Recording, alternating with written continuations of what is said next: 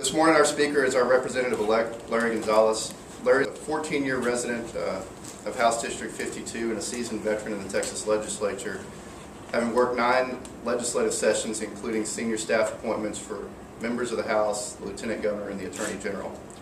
Most recently, Larry served as the Assistant Vice Chancellor of Government Relations for the Texas State University System and as liaison to the Texas legislature and other state agencies for that Board of Regents, the systems, and its 8 component units.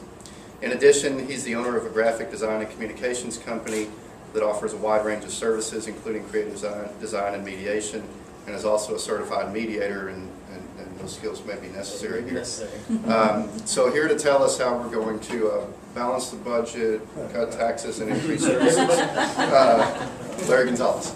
Thank you.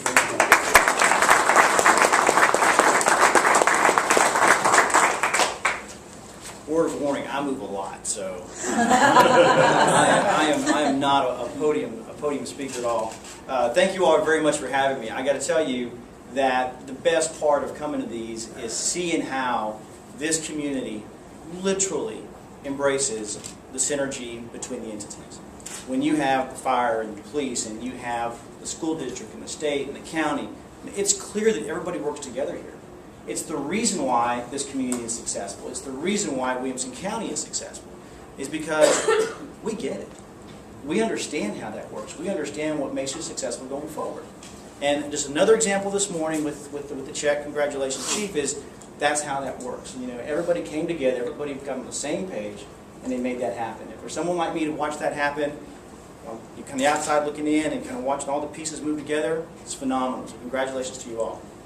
I could talk all day about what I think is important, but if you'll let me hit 3, and then I'd rather spend the time answering questions the best that I can, because I'd rather visit with you today about what you guys think are important. So I'm going to talk a little bit about the budget. We spent the last week in orientation getting ready for the session, and we've been saying for a long time the budget was going to be tough and that the cuts were coming. Let me tell you, the budget's going to be tough, and the cuts are coming. You know, we look at a budget that's $167 billion, and people think, well, we can cut 24 from the 167. 87 of that is federally or constitutionally mandated. What you're actually talking about is cutting 24 from 80. Big cuts, significant cuts.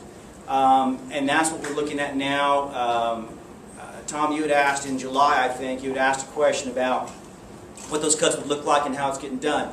I'll tell you that it's been comforting to know that while the cuts are coming, every entity that we've spoken to, they're precision cuts. I mean, everybody understands that you reprioritize and you reevaluate what it is we do. And so as the different agencies were talking to us about how they're doing this, and the different ISDs are talking to us, you can see they're doing just that. They're coming through very carefully, and they're making some really careful cuts. And that's what I appreciate. I mean, no one has taken a hammer to anything and just started hacking away. I think people have been very careful to understand what is important, and where do we spend our money, and how do we spend our money. And people are doing a really good job of understanding that. As business owners, you understand that's what you do. I mean, if you're short in your business, well, I'll speak for myself. When I'm short in my business, I don't want to assume what you do. It's not just 30% across every line item. You evaluate. Is it a certain percentage out of travel, a certain percentage out of this, and you look at it very carefully. So take comfort in the fact that while the cuts are coming, people have been very careful about it. I mean, people understand that at $24 billion, you know, cutting travel and cutting miscellaneous doesn't get you there.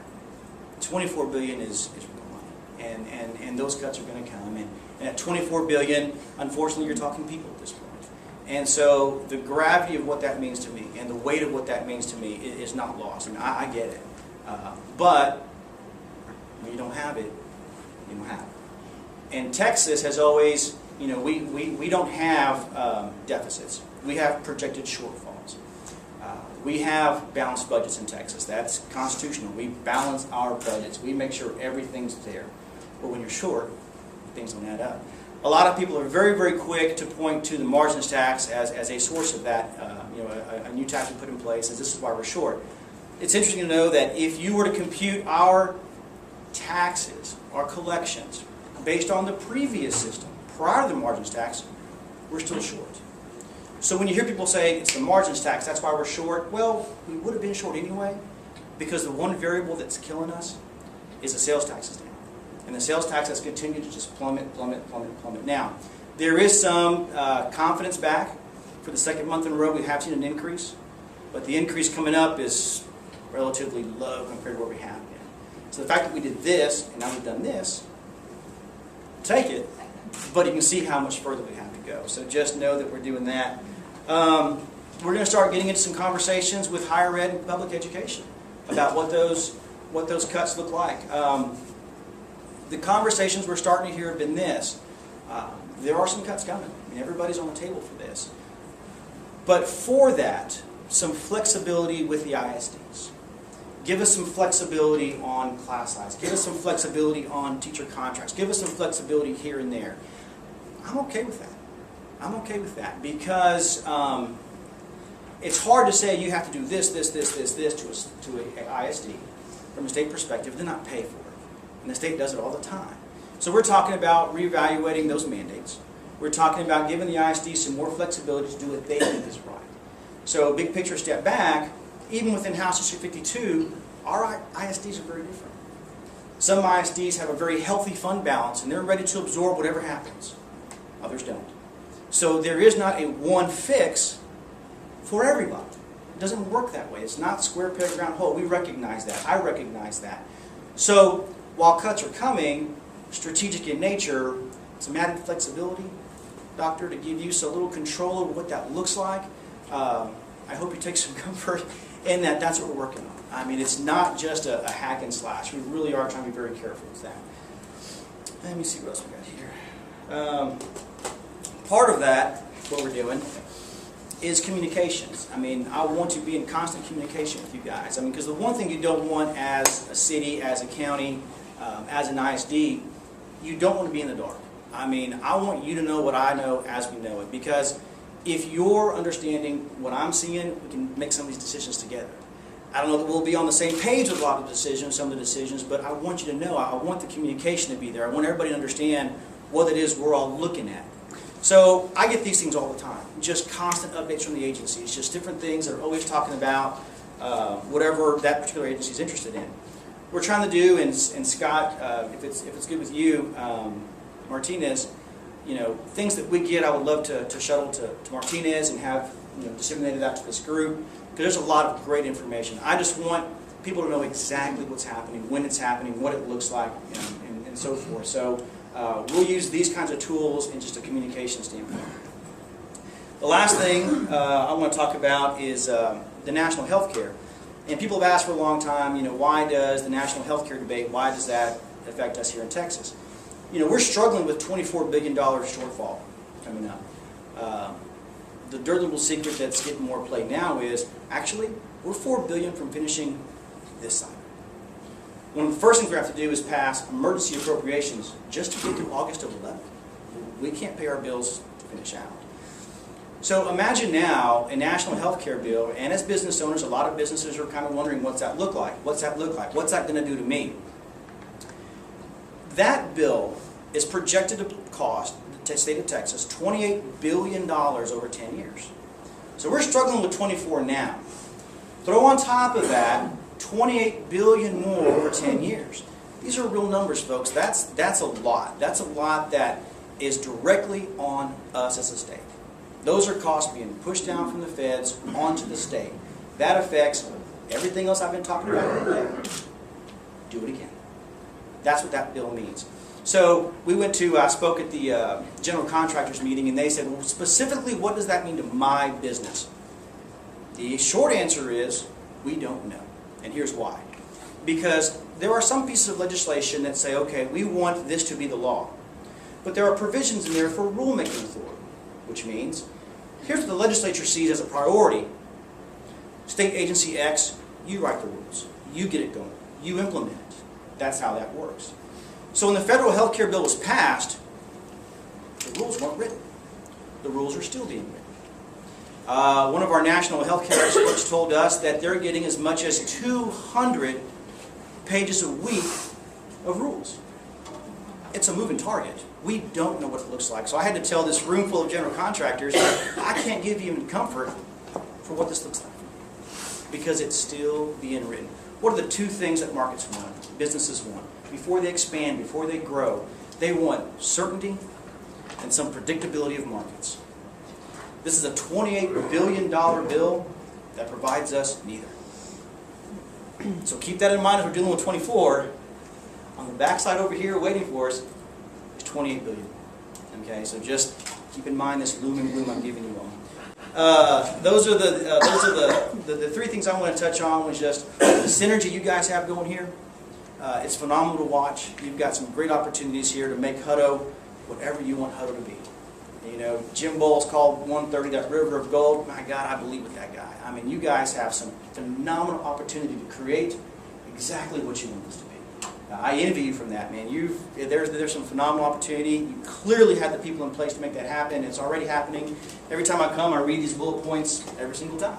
Just reemphasizes these guys get it. These guys are doing the right thing.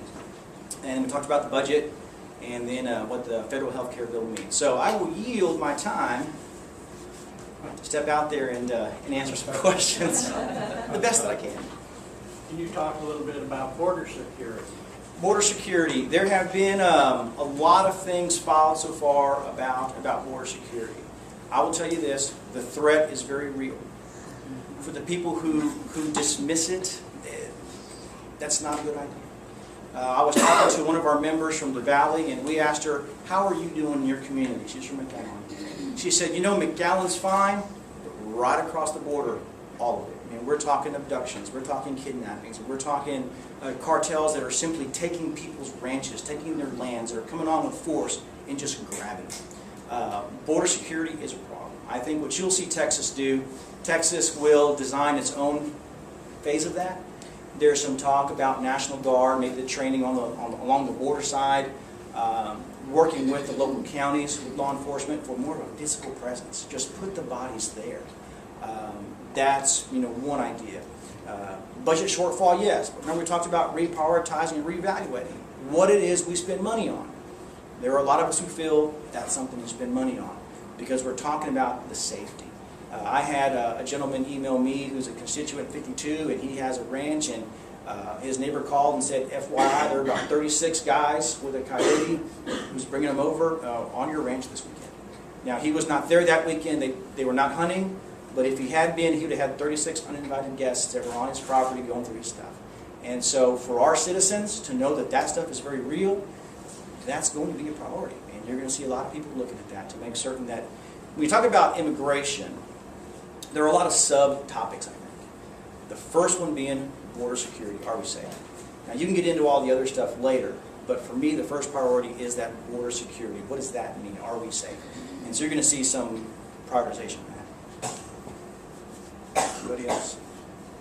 Yes, sir. You knew this was coming. Didn't think that was coming at all. Superintendent. Thank you very much for acknowledging that local control is very important to you. We really appreciate you coming forth and saying that. One of the things I want to talk about some besides funding, because that's a dirty topic. It's not going to be fun.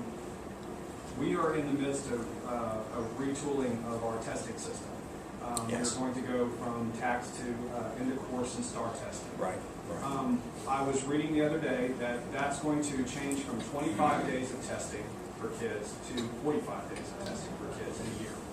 So that's half of a semester of their education. Sure. We would like to get some kind of relief on that because we know we're going to have to cut administrative staff, and to implement something like that where we're also chopping our staffs, and all the money that we spend on testing.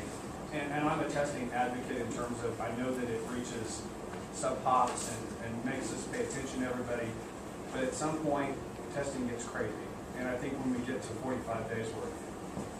I agree. I mean, it's another example of the state asking you to do so much more with so much less. And, from my personal perspective, my kids are 10 and 8. My kids are 5th and 3rd grade. We're right in the middle of it. A wife who's done 16 years in special education. She's department chair right now. She's got 220 special needs kids and a staff of 64 that she manages. Believe me, when my head hits my pillow, I have heard all of it.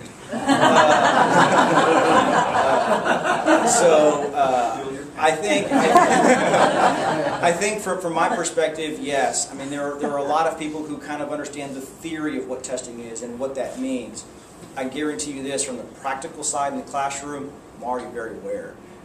Because we see it with my kiddos and we see it with my wife dealing with all the testing. I mean, there is some accountability measures as what the testing is for. I mean, I get that. That makes sense. You make sure the kids are getting what they're supposed to get going forward, that they're prepared. That's fine. But the question is, I mean, how do you do that? And so they were trying to move away from the tax testing. They're trying to find another vehicle to do that with. I don't know that they did that correctly. And so that's one thing we have to really look at, is just figure out, I mean, is 45 days what we want? I don't know what opportunities we're going to have. What the session looks like to me, if you take 2001 redistricting and what that meltdown was, and if you take 2003 at $10 billion, only $10 billion shortfall, each of those issues halted those sessions. Okay, put them together and more than doubled the deficit number. So I don't know how much time or effort we're going to look at a whole lot of other things. That budget just sits there. It sits there. It's going to consume a lot of time, so we're redistricting. But what I wanted to do is make certain that my superintendents and the school board members, I mean, it's got to be flow of communication. I mean, I told you I want to give you what I know. I got to know what you know. I mean, I have to have that information. You guys have got, some hired guns folks, some of the superintendents, the school administrators, the TASB, the school boards. All that's great. They're nice guys. I need to hear from you. And that's how I operate as a staffer. Was the hired gun comes in because he's the one you know, he's the one been around. That's fantastic. Where's your client? And that's where I'm looking for you guys. And we are fighting the same issue that you're fighting at the federal level with state issues. Right. I do believe local control is. And again, great point, because we get it from the feds. A lot of that stuff. And that goes back to the point about the budget, was so much of it is already coming down on us. I mean, we don't have an option on 87 of the 167 billion because we get it too. And we recognize that. Let me say this. There are more of us who recognize that are hopefully this session going to look at a lot of that stuff. I know that there are some guys who've got some phenomenal plans for public education, some programs. My issue with what I've seen is I keep seeing the word shall. And I've told one of the guys I may have to have a standing amendment in the back mic that says change shall to may. Because there's just so much shall. You must do this, you must do this. And I'm not there, man. I would much rather see some more flexibility in what that looks like for our ISDs. That would be extremely helpful, because I know we're going to get cut. If we're going to get cut, give us some flexibility. Right. And just to piggyback off your comments about the health care bill, the transition to tax. When we transitioned from TOS to tax, the agency wrote a 20-page guide as to this is what you shall do to do the transition. To transition from tax to this end of courses start, that document's 400-something pages. So we're going to have less administrators to read 400 pages, and then it's a gotcha system. Well, and I appreciate you saying that, because it does support, what we were saying earlier, is it's, while it sounds good here and the bill looks fine, it's the implementation of that that is always the gotcha. And quite frankly, when you're looking at a bill, there's a section of the bill analysis called rulemaking authority. And that's the part where you can actually read, the legislature says that Health and Human Services must write the rules and implement this. So I remember as a young staffer, I always say, man, what do lobbyists do the other 18 months? I mean, they got session, I get that. The other 18 months, they spend with the agencies on those rule stuff. I mean, that's where, and I say lobbyists, not a negative connotation, the school board lobbyists, the superintendents, I mean, all those guys. I mean, that's how they continue to work, is because while the theory was passed here, the practical was passed over here. And that's why you see those kinds of documents come in, is the implementation. Now, the other problem with that historically has been they aren't necessarily implementing what the legislature asked them to do. And that's where we've got to be careful on the legislative side to make certain that, okay, that's not what we said. That's not how that bill was written. And so even when you get in the agencies, there are some issues there just to kind of work through. So yeah, that rulemaking part of it is the gotcha. Yes, ma'am. Hi. Hi. My name is Sally Velasquez. I am a lobbyist and a resident of Hutto. Congratulations. Thank you very much. I wanted to tell you that I'm comforted to know that you have an extensive knowledge of education political systems. With that note, I want to ask, since Hutto is a fast and growing community, and considering the demographics and the issues related to the funding shortages, would you be willing to engage in policy that would allow specific bracket language to accommodate for its needs with that flexibility and evaluation that the legislature will be making when they revise the budget? Is that something that you may be considering? That's a fantastic question. Let me back up and explain that a little bit. When the legislature brackets language, what happens is you'll see someone write a bill, and maybe it's not for everybody, and you realize that. But you can bracket it to affect a community, mainly defined by county. I'm not sure if you go lower than county how that works. But by law, you can't mention a county. So you have to put in parameters that clearly define, okay, here's this House Bill 1733, but it only pertains to this. And other members say, you know what, if you want to do that in Hutto, you do it in Hutto. It's a local bill. You guys have figured it out. If that's what you guys want, there you go. That's how bracketing works, okay? It gives you a lot more control over what you do locally than what you do, kind of statewide. The answer to your question is yes, because those are good conversations to have, because at that point, the other 149 of my colleagues will simply say, are you guys on board with that? Or is this your crazy idea? No, the guys are on board. I've got my superintendent and I've got the school board, and they're on board with that. What do they care? I mean, the legislature says, fine, you can do it to your guys, and and good to go. But that is something we've talked about. And I asked you in orientation is, what is our ability to bracket some of this stuff? Knowing that it's going to be difficult.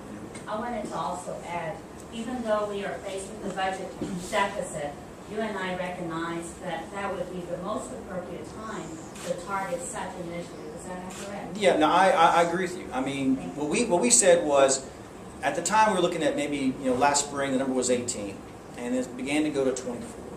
There are a lot of people, myself included, who said, if there is an upside to that kind of number, it's that you can go back and redefine what is the role of government. What is it we're paying for? How does that look like? What does that look like? We were presented with about 15 line items, and it was a great exercise to, scare us to death. But 15 line items, and every one of them made you wince. Every one of them you went, really? While a great program, the question is it the role of the state? Can that be absorbed by some nonprofits? Can that be absorbed? My parents pastor a Pentecostal church. What's the church's responsibility? What can the church help with? Those are the questions that I was asking. Okay, so that sounds great, but is it the role of state government? So if there is an upside, it's the fact that we get to look at that. What you're looking at now is we're talking about state agencies. There are some state agencies that have regional offices. I mean, you're talking about regional offices completely closing and be reabsorbed somewhere else. Those are real jobs. Those are real livelihoods. But at the same time, if those can be absorbed and you're still delivering your services, that's where, as a state, that's one of the priorities. That's one of those calls. You got to make one of those calls. So, who do you lobby for, by the way? I lobby for South Texas Community, sir. Okay, excellent. And I live here in Hutto. Okay, excellent. Look forward to working with you on many issues. Well, you know where to find me now. My phone rings every 3 minutes, but it's buzzing away in my pocket. So, anybody else? I mean, I hate to be the gloom and doom guy on such a great day, but I mean, I think it's what's out there waiting for us. Kind of segued into a little bit about unemployment. I know there's some federal mandates that may come down to carry that forward. Is there any reason why the state can't mandate before you get a check, you got to put in 40 hours of community service?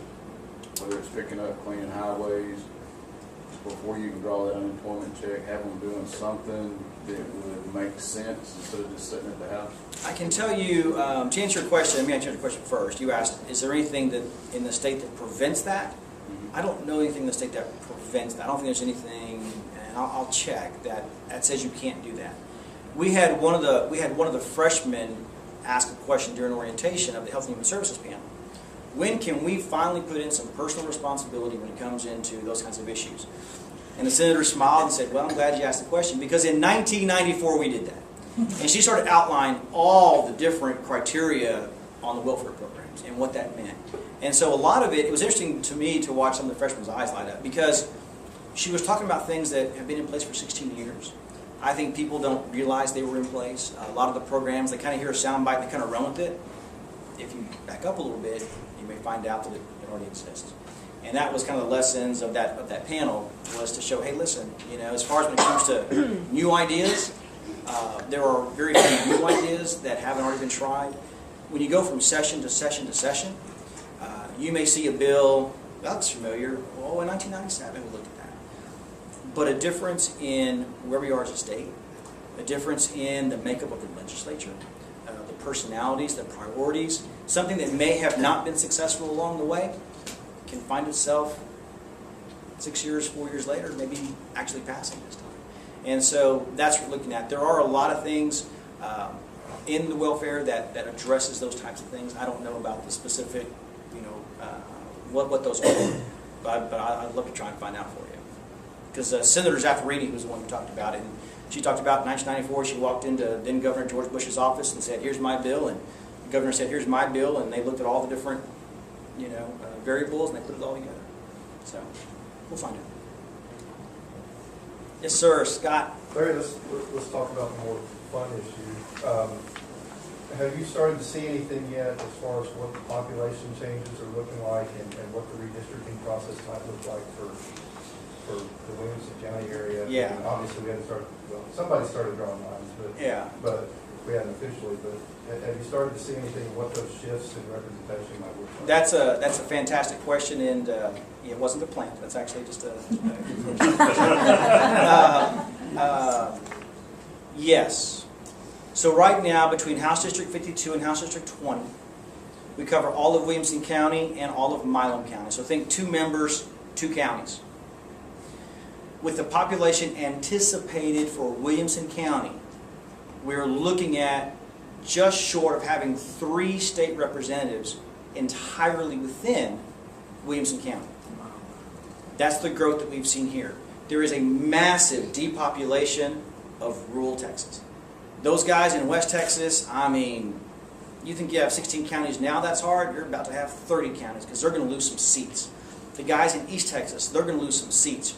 Representative Tan Parker up there in the north of Dallas area, kind of the Frisco area, these guys, his 1 House seat can be 3 separate seats right now. That's the population that they've seen. So picture a map of Texas. Everything's going in to pockets of suburban. And the rural guys are just losing population left and right. They will lose a lot of seats in West Texas. We're going to gain quite a few seats here. So from Williamson County, you can look at this county will definitely have 3 members. Now what that looks like going forward, we've got to see the actual cities and how that breaks down. But there'll be 3 from Williamson County without a doubt, and almost 3 entirely within Williamson County. Doctor? One of the bills that gets filed every session is consolidation of the school district. Yes. And there's the idea that it would save money. Generally, it's targeted at superintendents or high salaries. I get paid quite well, thank you very much. However, there's never any data that supports that consolidation is actually beneficial to the state. If do you think that bill's got any traction, and then what do you think that would mean to a community like this? Because I think a school district is a community builder, and it could be a community killer if you lose a school representation. Does it have traction? Yes. Again, this will be my 10th session, now more than ever, just because of that number that's out there. I mean, everything's on the table. I mean, things that have kind of just been theorized before, they're on the table this time. So those discussions are at least happening. There was one state rep that was telling me during orientation, he has a town of 50,000 people, and he has 3 complete independent school districts within the town of 50. You know, I mean, yeah.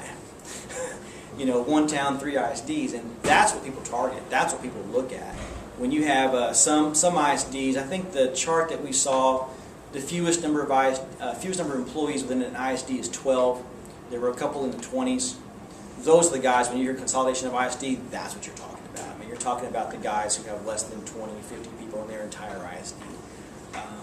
So, you know, you're talking about... And I see the economies of scale argument, but then when you get about 15 or 2,000 students in a school district, you're not going to lose very much after that. I mean, small school districts like you're talking about, but there could be community killers for a lot of the West Texas schools especially. And again, this is something where what you learn very quickly in the legislature is everybody has their own area of expertise.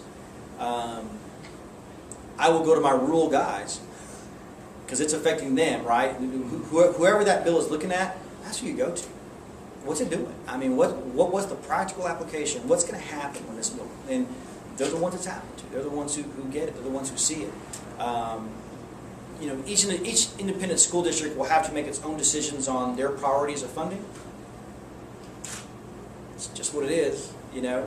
And then the legislature looks at those independent school districts and figure out, you know. So maybe the good advice to independent school districts is you know, cut wisely.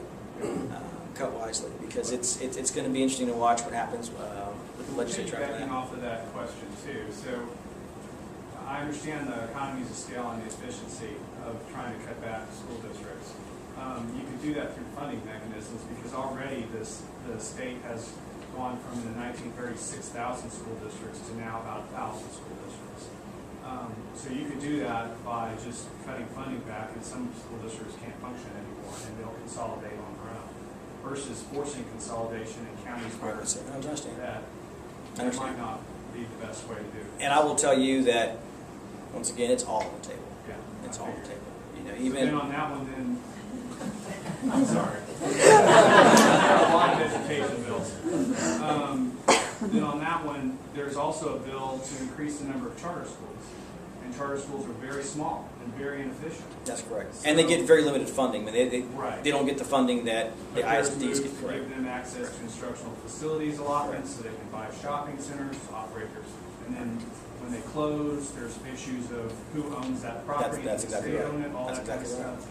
So maybe we should also be a little bit more accountable for charter schools as well. And by the way, I was a charter school operator. What's been asked of me from the superintendent's group that came to speak to us during orientation was that's the exact kind of flexibility they want from the ISD. So while you look to criticize the charter school, not you, but in general, while the criticism of charter schools is this because of these variables, on the other hand, I have the ISD saying, well, we want that flexibility too. How does that work? You There are know? some charter schools that You know. operate very well. Yeah, well, there are, and they've been successful, just like Indian, and there's some that don't. I mean, it just that all that's in the mix, no doubt about it. Yes, sir. Talking about Sorry, Scott. healthcare, there were some sound bites from Governor Perry that's where he was saying that because of the projected impact of that on the state of Texas, Texas was going to look out of opting out of, I think it was Medicaid. Medicaid, correct. Is there any what's Financially can't do it. There's just, I mean, we talked to him at length about it during orientation, and Mike Morrissey, who's his budget director, and you just financially just can't get there. So, I mean, they threw it out there, like I said, everything's on the table. So you throw it out there as an option, but if you just look at what that means, how the numbers break down, you just can't get there. Yeah, Scott, you should just like jump up and down. I'm sorry. No, I'm just going to pitch you a softball question. How's the speaker strikes going to turn out? Oh, that's nice. There will be a speaker there. There is a speaker's race. What I tell everybody is stay put, because there's a lot of fluidity to this thing. It changes every day. It changes every day. The information that I get, what you're seeing going on out there, there's a lot of movement under the current. And man, I'm just sitting down and watching it all play out. Thanks for the softball. That's good. Yes, ma'am. Would you ask to be on the appropriations? I have. The first term. I've seen it happen. Well, and I've actually staffed appropriations twice. Specifically, I've staffed Article 3 twice. Article 3 is the part of the budget. The budget's broken into different articles. Article 3 is the higher education and public education component of all that funding. I have done that twice already as staff. Once for Chairman Hutto, and once staffing that for Texas State University system in those 8 schools. Familiar with it? Yeah. It's on the table. We'll see. That's going to be a tough committee this time. It's going to be a tough committee this time. And so I'm looking at, let's change the question, what will you ask for? I'm asking for anything that is higher ed related, because we have parts of 8 universities in District 52. And my background is business. So anything B&I, business industry, anything economic development, and then higher education specifically I want. There's some talk they would take higher and public in Article 3 and split them up and give each one its own chairman. So higher ed will have its own subcommittee and public ed will have, because of what it means right now. Everyone, they want each topic to get its own due hearing, you know. So if they break that up, there's some opportunities there. But those conversations have already happened. I have a quick question about transportation. The toll road that goes along 130. Okay. Do you foresee any policy changes this coming session relating to defining jurisdictions and formulating or generating some revenues to help communities along those areas? A lot of that is contractually driven. As you know, Centra owns those contracts. Centra is publicly owned company, and my understanding is anything that Centra wants to do going forward is approval of their board and kind of their bond, the bond owners. And so it's, my understanding is there's so little we can do as a state to say we want to do this with the toll roads, because that's been on a 50-year contract. And Centra's got how many years of the 50-year left? So I talked to the Centra guys during orientation again, and it would take a lot to get those guys to get their board approval when going forward on kind of what they can do to help us on that back end. So it's not a matter of just us making a decision like that. Because that contract has been let out for 50 years, they're responsible on their end as a publicly held company what they can do and what their limitations are. Are they given any incentives to the communities? Do you know? I have no idea.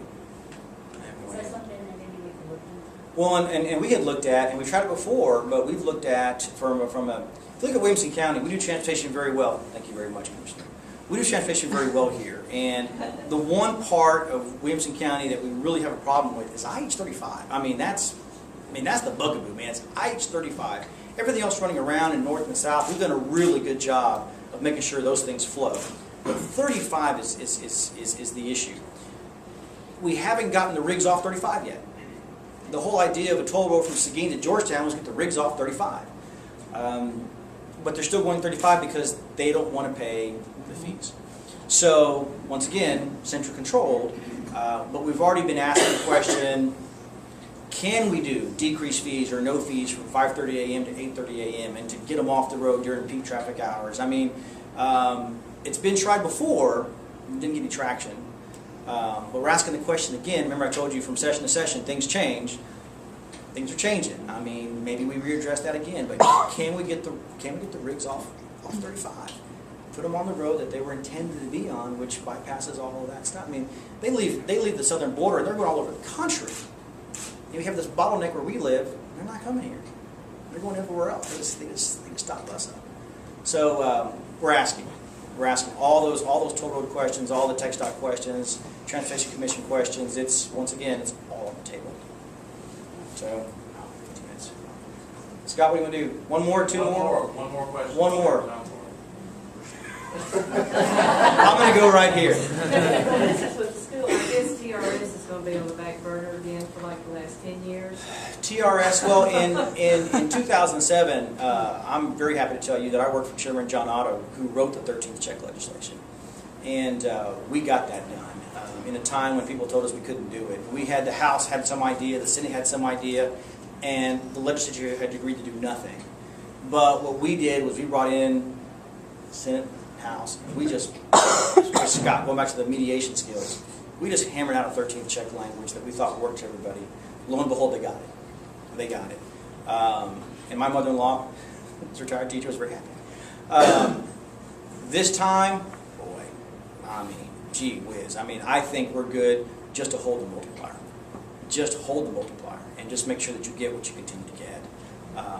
Anything outside of that is going to be real tough. I mean, the cost of living adjustment, that bill gets followed every year, even less traction now than it probably has. It's just where we are. Just where we are. I mean, the fund has to be actuarial sound 30 years out. There's all these criteria to make sure that happens. Guess what that fund is today? After 2 tough years. Not exactly actuarial sound. And I tell you what happened to TRS. TRS has its own rules for investing. TRS has its own idea for what they can and cannot do. So does ERS. So in employee retirement system, which is state employees, ERS is wealthy, making a ton of money. They were rocketing in their profits. But they were doing so because they have different rules that they can invest under, play under. So TRS came to the legislature in 2007 and said, hey, we want to play by their rules. They're making money. So the legislature said, fine. So they got a new fund investor, and they changed all their rules, and they came in and they started investing. What happened 4 months later? I mean, the market just crashed. It was the right idea. It was horrible timing. And what that does now for TRS is it puts them in a bad shape. It puts the fund at risk, and all of a sudden you can't go out 30 years, and all of a sudden you can't do these things because TRS, while it was the right thing to do, I'll still argue it was the right thing to do, it was just bad timing, and the fund just got hammered. Mr. Hazelmeyer? You said before, so I'm getting you off the hook.